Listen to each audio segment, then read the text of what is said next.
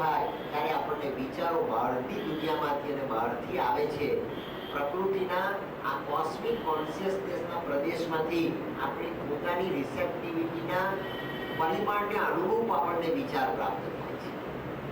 તમારો અનુભવ હશે રોજિંદા જીવનમાં કે ક્યાંક આપણે બહારથી આવ્યા તો તે વખતે બહાર આપણે આકુળ વ્યાકુળ હતા અને ઘરમાં આવ્યા પછી આપણને શાંતિ, સંવાદિતા, ધૈર્ય, સ્થિરતાનો અનુભવ થયો, આનંદનો અનુભવ થયો. અને તે વખતે આપણને એવો અનુભવ આવ્યો કે ઘર ખરેખર સ્વીટ હોમ છે. પણ એ સ્વીટ હોમનો અનુભવ આપણને આપણા રૂટીન સ્વભાવ પ્રમાણે થતો હોય છે.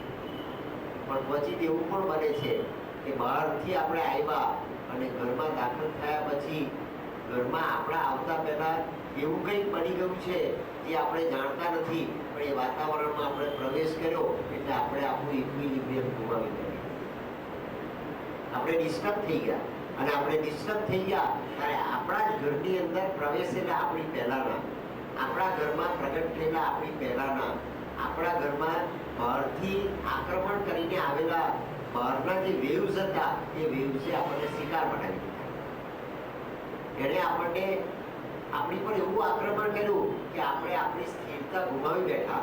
અને નાનામાં નાની ઘટના ઘટે એટલે આપણને ક્રોધ પેદા થઈ જાય, નાનામાં નાની ઘટના ઘટે એટલે આપણને સંઘર્ષનો અનુભવ થાય, નાનામાં નાની ઘટના ઘટે એટલે આપણું પોતાનું જે સંતુલન છે એ ડિસ્ટર્બ થાય અને એ અશાંતિ બાકીના બધા જ કલાકો સુધી ચાલુ રહે.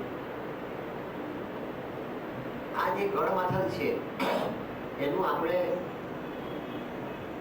મેડિટેશન દરમિયાન, આપણી સાધના દરમિયાન, આપણા પોતાના પ્રાતઃ સમયના કર્મકાંડ દરમિયાન, પૂજા અને અર્ચન દરમિયાન આપણે નિરીક્ષણ કરવું કે આજના દિવસે આપણી બ્લુપ્રિન્ટ કેવા પ્રકારની હશે, ગઈકાલે આપણી અવસ્થા ક્યાં હતી અને ત્યાંથી આપણે આજના દિવસે ઉપર ઉઠવાનું છે. આજના દિવસે આપણામાં ગઈકાલની જે ત્રુટીઓ છે એનું આપોઆપ રિજેક્શન થવું જોઈએ. ગઈકાલની આપણી અસ્થિરતા છે એ આજે સમાપ્ત થવી જોઈએ. ગઈકાલની જે અશાંતિ છે એનો આપણે શિકાર ન બનવા જોઈએ. ગઈકાલની જે ક્રોધ, કામ, મદ, મત્સર, માયા, મમતા, મમત્વ, મોહ, અંધત્વ અને અજ્ઞાન, તમસ, એ તમસ આપણને ન ઘેરી વળે એની આપણે જાગૃતિ પ્રગટ કરવી જોઈએ. અને એ જાગૃતિ પ્રગટ કરવાને માટે મને આપણને સહયોગ આપવો. એવી આપણામાં એક વૃત્તિ 2 મિનિટ તો 2 મિનિટ, 10 મિનિટ તો 10 મિનિટ, 15 મિનિટ તો 15 મિનિટ જ્યારે આપણે માતાજીની સામે બેસીએ તે વખતે આપણે આ પ્રયોગ કરવો અને એ પ્રયોગ આપણો પ્રતિદિન થાય. એને માટે સમયની અવધિની જરૂર નથી. સંઘર્ષ કરવાને માટે સમય જોઈએ, દર્શન કરવા માટે સમય જોઈતો નથી. આપણે દર્શન નથી કરતા, આપણે સંઘર્ષ કરીએ છીએ. દર્શન કરવાને માટેનો મનોપાત, તેનું નામ સંઘર્ષ. અને એક ક્ષણની અંદર આત્માને થતી તૃપ્તિ, એનું નામ દર્શન. આપણે કલાકો સુધી મનોમંથન અને મથામણ કરીએ, આ થાય, આ થાય, આ થાય, આ થાય, અને તેવું કઈ થાય. એ જે સંઘર્ષ છે એ મનોદશામાંથી આપણે મુક્ત થઈએ ત્યારે સવારના સમયે બ્રહ્મ મુહૂર્તમાં આપણે પ્રાર્થના કરીએ, સારા વિચારનો સ્વીકાર કરીએ, સારું કોઈ વાંચન, ચિંતન, મનન અને કંઈ નહીં તો નામ સ્મરણ કરીએ તો એ થકી આપણને મનની સ્થિતિ સ્થિર થવાને માટેનો અનુભવ થાય અને એક શ્રદ્ધા પેદા થાય કે મારે આખા દિવસ દરમિયાન મારી આ જે અવસ્થા છે એને ઉપર ઉઠાવવી છે. ક્યાંય કશું પણ કર્યા વગર આપણી એ સ્થિતિ ઉપર ઉઠે એવો આપણને સ્વયંભૂ અનુભવ થવા માંડે ત્યારે આપણને અનુભવાય કે દરરોજ આપણી અવસ્થામાં કંઈક ને કંઈક સહેજ તો સહેજ એસેન્ટ થઈ ગયું છે. અને પરમાત્માએ આ જીવન એટલા માટે આપ્યું છે કે પ્રતિદિન આપણને એસેન્ટનો અનુભવ થાય, પણ એ રાતોરાત થતું નથી. એક જ દિવસમાં થતું નથી. બીજાના જીવનમાં આમ બન્યું, મારા જીવનમાં કેમ નથી બનતું, એવી અવધારણા કરવાથી થતું નથી. કારણ કે પ્રકૃતિના પીઠની અંદર એટલા બધા કોમ્પ્લિકેશન્સ છે, એટલા બધા કોમ્પ્લિકેશન્સ છે કે કોમ્પ્લિકેશન્સનું આપણને એક જન્મમાં ક્યારેય દર્શન થયું નથી. આપણે એક જન્મમાં આપણી જાતને ઓળખી શકતા નથી અને આપણે દુનિયાભરને ઓળખવાનો પ્રયાસ કરીએ છીએ. આપણે જગતનું મૂલ્યાંકન કરવાનો પ્રયાસ કરીએ છીએ, આપણે આપણા સ્વનું મૂલ્યાંકન કરવાને માટે સંપૂર્ણપણે નિષ્ફળ જતા હોઈએ છીએ. પણ સ્વનું મૂલ્યાંકન કરવાને માટેનો આપણો પુરુષાર્થ એ આપણી શ્રદ્ધા હોય તો સફળ થાય છે, આપણી અભિપ્સા હોય તો સફળ થાય છે. અને ત્રીજું પરિમાણ માતાજીએ જે પેરિસથી પોંડિચેરી આવતા પહેલા અનુભવ્યું, એ પરિમાણને શ્રી અરવિંદે નામ આપ્યું છે પ્રતીક્ષા. આપણામાં માત્ર અભિપ્સા, પરિત્યાગ અને સમર્પિતતા એ જ આવશ્યક છે એટલું નહીં, આ પ્રકૃતિના કોમ્પ્લિકેટેડ પીઠને એક સ્થિતિમાં મૂકવાને માટે, એક રિસેપ્ટિવિટીમાં મૂકવાને માટે, એક સાધનની અવસ્થામાં મૂકવાને માટે, મનની માનસિકતા અને માનસિક વિકૃતિઓમાંથી મનને મુક્તિ અપાવવાને માટે જેની જરૂર છે એ તત્વને શ્રી અરવિંદે નામ આપ્યું છે પ્રતીક્ષા. સબરીએ 85 વર્ષ સુધી પ્રતીક્ષા કરી અને 85 વર્ષ સુધી પ્રતીક્ષા કરી ત્યારે એને નામ મળી ગયા, સામે આવી. આપણે પણ એ પ્રતીક્ષા કરવી જોઈએ અને પ્રતીક્ષાનું બીજું નામ છે તિતિક્ષા. આપણી તિતિક્ષા વધવી જોઈએ અને તે તિતિક્ષા સાથે આપણી શ્રદ્ધા તૂટે નહીં તો તિતિક્ષા એ પ્રતીક્ષા બને. તિતિક્ષા મહદઅંશે આપણી શ્રદ્ધાને તોડે. જેમ તિતિક્ષા વધે એમ આપણી શ્રદ્ધા તૂટે અને તિતિક્ષાથી જો શ્રદ્ધા તૂટે નહીં તો એ તિતિક્ષા એ પ્રતીક્ષા બને. તિતિક્ષામાં પ્રેમનું તત્વ ઉમેરાય તો એ આપણી શ્રદ્ધાને પુષ્ટિ આપે. જેને માટે આપણી તિતિક્ષા છે એ જરૂર આવશે, જરૂર આવશે, જરૂર આવશે એવી શ્રદ્ધા આપણી વધે તો આપણી તિતિક્ષા એ પ્રતીક્ષામાં બને. અને એવી પ્રતીક્ષા સબરીએ કરી એને શ્રી અરવિંદે અંગ્રેજી ભાષામાં ટ્રાન્સલેટ કરતા નો ઇન્ક્વાયટ્યુડ શબ્દ વાપરો. નો ઇન્ક્વાયટ્યુડ. આપણી ચેતનામાં તિતિક્ષા અભિપ્સા બને, તિતિક્ષા પ્રતીક્ષા બને અને તિતિક્ષા શ્રદ્ધા બને. એ જે ગતિ છે એ ગતિને પુષ્ટિ આપતું જે તત્વ છે એ તત્વને શ્રી અરવિંદે નો ઇન્ક્વાયટ્યુડ. આપણામાં ક્યારેય પણ એવી અશાંતિ ન પેદા થવી જોઈએ કે શા માટે એમ નથી બનતું. આપણી ધારણા પ્રમાણે નથી બનતું ત્યારે આપણે અશાંત બની જતા હોઈએ છીએ. આપણી ઈચ્છા પ્રમાણે નથી બનતું ત્યારે આપણે અશાંત બની જતા હોઈએ છીએ. તો ઈચ્છા કોની? આત્માની નહીં. ઈચ્છા એ મનની. મનની જે આકાંક્ષાઓ છે એ આપણી ઈચ્છા તરીકે પ્રગટ થતી હોય છે અને તેની પરિપૂર્તિ જીવનમાં થતી નથી ત્યારે જીવનની અંદર એક અધૈર્ય પેદા થાય છે, ઇનક્વાયટ્યુડ પેદા થાય છે. માતાજી જ્યારે પેરિસથી પોંડિચેરી આવતા પહેલા પોતાના માદરે વતનમાં જે અનુભવ કરે છે, ગયા જન્મના અનેક સંસ્કાર લઈને આવેલા, સાક્ષાત ડિવાઇન છે, જગદંબા છે. મેં આપને કહ્યું જેને ભગવાન શ્રી કૃષ્ણનો સાક્ષાત્કાર શ્રી અરવિંદ પહેલા થયો, કોઈ વેદાંત દર્શન વાંચ્યા વગર, કોઈ ઋષિ મુનિને મળ્યા વગર, કોઈ મહારાજ મોરવી મુલ્લા પાદરીનો હાથ તેને માથે મુકાયા વગર ભગવાન શ્રી કૃષ્ણ સ્વયં પેરિસની અંદર મધરને મળી ગયા સામે ચાલીને. એ અવસ્થા જે જન્મજાત લઈને આવેલા તે છતાં એણે આ બધા અનુભવ કર્યા. તો આપણે આપણી જાતને મૂકીને એનું મૂલ્યાંકન કરવું જોઈએ કે આપણે આ સિવાયના કેટલા અનુભવ કરવાના બાકી છે. આપણે સામાન્ય માનવી છીએ, આપણે સાધક છીએ, આપણે પ્રાથમિક તબક્કામાં જીવનની આ દિશા શોધવાને નીકળેલા સંશોધક છીએ. પણ આપણે આધ્યાત્મ વિજ્ઞાનના એવા વૈજ્ઞાનિક છીએ કે જેને પરમાત્માએ આ જન્મની અંદર શ્રદ્ધા એ જન્મજાત વરદાન તરીકે આપે છે. આપણામાં આ એક ભાવ સ્થિર થઈ જવું જોઈએ કે ભગવાનના આપેલા આ જન્મના જે તત્વો છે એ તત્વો એટલા પોઝિટિવ છે કે એ તત્વોનું સંકલન કર્યા થકી આપણા જીવનની અંદર રિસેપ્ટિવિટી પેદા થઈ શકે છે. આપણું સ્વદર્શન થાય ત્યારે આપણા જીવનમાં રિસેપ્ટિવિટી પેદા થાય. આપણને એવી રિસેપ્ટિવિટી મળે કે એ રિસેપ્ટિવિટી આપણને જીવનની દિશા આપે. અને એવી પ્રાર્થના માતાજીએ પેરિસમાં રહીને કરી કે હું રાહ જોઉં છું, હું તારી પ્રતીક્ષા કરું છું. ભગવાન આજે નહીં તો આવતીકાલે તું મને જરૂર મળશે, આજે નહીં તો આવતીકાલે તારો અનુભવ થશે, આજે નહીં તો આવતીકાલે મારા મનની દિશા જરૂર બદલાશે. પરમાત્માએ મન આપ્યું છે તો પરમાત્માએ મનની સાથે મનનો સ્વધર્મ પણ આપ્યો છે.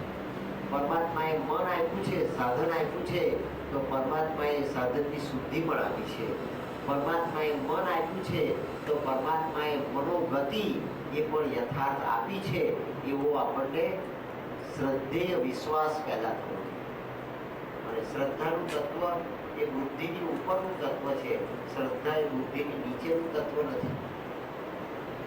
બુદ્ધિ એ સર્વે સર્વા છે અને શ્રદ્ધા એ ગૌણ છે. બુદ્ધિ એ શ્રેષ્ઠ છે અને શ્રદ્ધા નિમ્ન સ્તરની અવસ્થા છે, એવું ક્યારેય પણ સ્વીકારવું નથી. શ્રદ્ધાવાન માણસ એ બુદ્ધિમાન નથી અને શ્રદ્ધાવાન માણસ એ ઉતરતી કક્ષાનું વ્યક્તિત્વ છે, એવું ફ્રસ્ટ્રેશન આપણને ક્યારેય ન થવું જોઈએ. જેનામાં શ્રદ્ધા પેદા થઈ છે પરમાત્માની પસંદગીનું પાત્ર છે. જેનામાં શ્રદ્ધા પેદા થઈ છે એ પરમાત્માનું સ્વીકારનાર, પરમાત્માથી સ્વીકારાય એવા પ્રકારની પ્રકૃતિનો બીજ છે. જેને શ્રદ્ધાનો અનુભવ થયો છે એ પરમાત્માને માર્ગે જવાને માટે આ જન્મમાં કાબેલ છે, એવા પ્રકારનો વિશ્વાસ અને કોન્ફિડન્સ આપણામાં પેદા થવો જોઈએ. જો એ થઈ જાય તો આ રાજમાર્ગ આપણે માટે સ્વાભાવિક બની જાય છે. અને તે બની જાય તે માટે માતાજી કહે છે કે હું વર્ષો સુધી રાહ જોતી, વર્ષો સુધી એની પ્રતીક્ષા કરતી અને વર્ષો સુધી ચેરીના ઝાડ નીચે બેસીને પેરિસની અંદર પોતાના કમ્પાઉન્ડની અંદર માતાજી એક ખુરશીમાં બેસીને બાલ્યાવસ્થામાં પણ એની પ્રતીક્ષા કરતા. નાનું બાળક માની પ્રતીક્ષા કરે ત્યારે આક્રંદ કરે. નાનું બાળક વીરની વેદના પોતાના આક્રંદમાં પ્રગટ કરે. અને જેમ એને યુવાની પ્રાપ્ત થાય, પ્રૌઢ અવસ્થા પ્રાપ્ત થાય ત્યારે આક્રંદ એનું માત્ર એનું રૂપાંતર થઈ જાય. આક્રંદ તો રહે પણ એ આક્રંદ આર્તનાદ બની જાય. બાળકનું જે આક્રંદ છે એ આર્તનાદ બની જાય. બાળક જ્યારે પોતાના પારણામાં રડે ત્યારે એની માં દોડીને એની પાસે પહોંચે છે. કેમ કે બાળકનું આક્રંદ એ વાસ્તવિકતામાં એનો આર્તનાદ જ છે, પણ એ આર્તનાદ એટલો નિર્દોષ છે કે માને એની પોતાની દિશામાં ઘસડી લાવે છે. તેમ આપણો આર્તનાદ એવો ઇન્ટેન્સિટી વાળો બનવો જોઈએ ને આપણે ઇન્ટેન્સિટી કહ્યું એ ઇન્ટેન્સિટી વાળો બનવો જોઈએ કે જગતની જગદંબા સામેથી દોડીને આપણા સુધી આવે. અને એ આર્તનાદ ક્યારેક પ્રગટ થઈ શકે ત્યારે આપણા પીઠની અંદર ઇક્વિલિબ્રિયમ પેદા થાય અને આપણા પીઠની અંદર એ ઇન્ટેન્સિટી વાળી રિસેપ્ટિવિટી અને પાત્રતા પેદા થાય. ભગવાનને સ્વીકારવાને માટેની આપણી તિતિક્ષા એ અભિપ્સા અને પ્રતીક્ષા બની જાય શ્રદ્ધાના માધ્યમથી. આટલા ખાલી શબ્દો નથી, એના પરિમાણ તમે જો યથાર્થ રીતે સમજવાનો પ્રયાસ કરો તો આપણી પ્રકૃતિની અંદર આ બધા સમુદ્રના મોજાની જેમ ઉછળતા મોજાઓ છે. અને ક્યારેક કોઈ મોજું ઉછળે છે, ક્યારેક બીજું મોજું ઉછળે છે, ક્યારેક ત્રીજું મોજું ઉછળે છે. અને ક્યારેક આપણે નેગેટિવિટીના શિકાર બની જઈએ છીએ, મલિનતાના શિકાર બની જઈએ છીએ. માટે શ્રી અરવિંદે સાવિત્રીમાં અનેક શબ્દો વાપર્યા છે. An ocean of electricity, an ocean of wide sincerity, an ocean of untrembling virgin fire, આ બધા શબ્દો વાપર્યા છે. આપણે જોઈશું આપણી આ પ્રકૃતિની અંદર આવો બધો મહાસાગર ઉછળી રહ્યો છે, પણ એનું દર્શન કરવાને માટે દિવસમાં આપણે ચોક્કસ સમય ફાળવવો જોઈએ, ચોક્કસ અભિપ્સા કરવી જોઈએ અને સૌથી ઉપર શ્રદ્ધા અને પ્રતીક્ષા રાખવી જોઈએ. એ વાત માતાજી આ પ્રાર્થનામાં કરી છે. મને આવો અનુભવ થાય છે. એ અનુભવ થાય તે વખતે ભગવાન તારા સામિપ્યને અને તારા સાનિધ્યને હું એટલી તીવ્રતાથી ઝંખું કે મારી એ ઝંખના જ ખરેખર તારી પ્રાર્થના બની છે. પ્રાર્થનાને વ્યક્ત કરવા માટે પછી શબ્દોની જરૂર નથી, યાચનાને વ્યક્ત કરવા માટે શબ્દોની જરૂર છે. તમે ભિક્ષાંદેહી કહો ત્યાં એ યાચના બની જાય છે, પણ તમે તમારી માટે ઉપનિષદની અવસ્થામાં ઉભા રહી જાઓ ત્યાં આપનારે તમને જે આપવું છે આપવા આપવાનું છે. તમારે માંગવાની જરૂર પડતી નથી. શ્રી અરવિંદે યાચનાનો અને પ્રાર્થનાનો તફાવત બતાવ્યો છે. યાચના કરનારનું કમંડળ ભરાય છે. ભગવાન યાચના કરનારને કમંડળમાં સમાય એટલું આપે છે, પણ પ્રાર્થના કરનારને ભગવાનની કૃપા પ્રાપ્ત થાય છે. એને યાચના કરવી પડતી નથી, એને પરમાત્માની કૃપા પ્રાપ્ત થાય છે. તો પ્રતિદિન આપણી ઇન્ટેન્સિટી વધારવા માટે શું કરવું જોઈએ કે આપણે આપણી યાચનાને સમાપ્ત કરવી જોઈએ અને આપણી પ્રાર્થનાની તીવ્રતાને, પ્રાર્થનાના આર્તનાદને બળવાન બનાવવું જોઈએ. માટે ઋગ્વેદમાં એમ કહેવામાં આવ્યું, ઋગ્વેદ એ પ્રાર્થનાનો ગ્રંથ છે, અને ઋગ્વેદમાં એમ કહેવામાં આવ્યું કે ભગવાન ખરેખર તો મારા પર કૃપાવંત થયો હોય તો એટલું કરી દેજે કે ચારે દિશામાંથી મને શ્રેષ્ઠ વિચારો આવીને પ્રાપ્ત થાય. ચારે દિશામાંથી. એનો અર્થ કે પ્રકૃતિના કોસ્મિક કોન્શિયસનેસના વ્યાપમાં હું મારા માઇન્ડને જ્યારે ઓપરેટ કરવાને માટેનો પ્રયાસ કરું ત્યારે ભગવાન તો એટલી કૃપા કરી દેજે કે સૌથી જે શ્રેષ્ઠ વિચાર છે એ મારું મન સ્વીકારતું થાય. મારા મનનું મીટર એ તારા શ્રેષ્ઠ તત્વની ઉપર એવું સેટ થાય કે મને શ્રેષ્ઠ વિચારનો સ્પર્શ થઈ જાય એટલી જ મારી તને પ્રાર્થના છે. બાકીનું બધું તું કરશે, તું આ કર, તું તે કર, તું આ આપ, તું તે આપ, તે યાચના છે. પણ માત્ર ને માત્ર તારી દિવ્યતા, તારું શ્રેષ્ઠત્વ, તારું સચ્ચિદાનંદ સ્વરૂપ, તારો નિજાનંદ, પરમાનંદ, અખંડાનંદ, બ્રહ્માનંદ, સહજાનંદ, નિત્યાનંદ એ મને પ્રસાદ તરીકે પ્રાપ્ત થાય એવી માત્ર ને માત્ર મારી અભિપ્સા છે. ભગવાન તું એને તથાસ્તુ એને તારા સમયે વધાવે એની હું પ્રતીક્ષા કરું છું. સમયની પણ અવધિ મારે નક્કી નહીં કરવાની, પ્રાપ્તિની પણ ક્વોલિટી મારે નક્કી નહીં કરવાની, અને આપનાર તું મને આ જ આપ એવા પ્રકારની તિતિક્ષા પણ મારે પ્રગટ ન કરવો. એ જે અવસ્થા છે એ અવસ્થા આપણે બનાવવા માટે રોજ રિહર્સલ કરવું પડે. આ સ્થિતિ બનાવવા માટે આપણે રોજ પ્રયાસ કરવો પડે અને રોજ પ્રયત્ન કરવો પડે, પણ એવો પ્રયત્ન કરવાનો કે જે આપણી ગઈકાલની સ્થિતિ કરતાં આજની સ્થિતિમાં પરિમાણાત્મક તફાવત પેદા કરે. ગઈકાલે આપણી સ્થિતિ હતી એના કરતાં આજની સ્થિતિ એ સહેજ પણ ઊંચી જવી જોઈએ. અને તે છતાં શ્રી અરવિંદ સમજાવે છે કે ઘણી વખત એ અવસ્થા આપણી ઊંચી ન પણ જાય, પણ એ નીચી તો ન જ પડવી જોઈએ. એ તે જગ્યાએ સ્થિર રહેવી જોઈએ. એને શ્રી અરવિંદે રિપોઝનું નામ આપ્યું છે. એ રિપોઝ છે. સાધનામાં રિપોઝ આવે છે, કાંઈ અનુભવ થતા નથી. અત્યાર સુધી આપણને અનેક પ્રકારના મેડિટેશનના અનુભવ થતા, બેસતા ત્યારે મનને આનંદ થતો, મન શાંત થતું, મનની અંદર દિલ વિચાર અવસ્થાની એકાદ બે સેકન્ડ પણ આવી જતી. પણ હવે તો અત્યારે એવું થાય છે કે જ્યારે હું મેડિટેશનમાં બેસું ત્યારે એટલા બધા વિચારો આવે અને કોઈ અનુભવ થતો નથી. કેટલાય મહિનાઓ થઈ ગયા, કંઈ અનુભવ થતો નથી. આપણે પાછા મનની ભૂમિ પર જ્યારે લપસી પડીએ તે વખતે આપણે મનના વિકૃત સ્વભાવથી ખરડાઈએ છીએ. આપણું ડીપ એ મનના વિકૃત સ્વભાવથી પાછું અભળાય છે, ખરડાય છે, મલિન થાય છે, અને મલિન મોજાઓ એ પાછા આપણા બીગને ઘેરી પડે છે. પણ આપણી જાગૃતિઓ માટે માતાજીએ કહ્યું કે આ સાધનામાં શું આવશ્યક છે કે લિવિંગ એન્ડ વિજિલન્ટ ચોઇસ.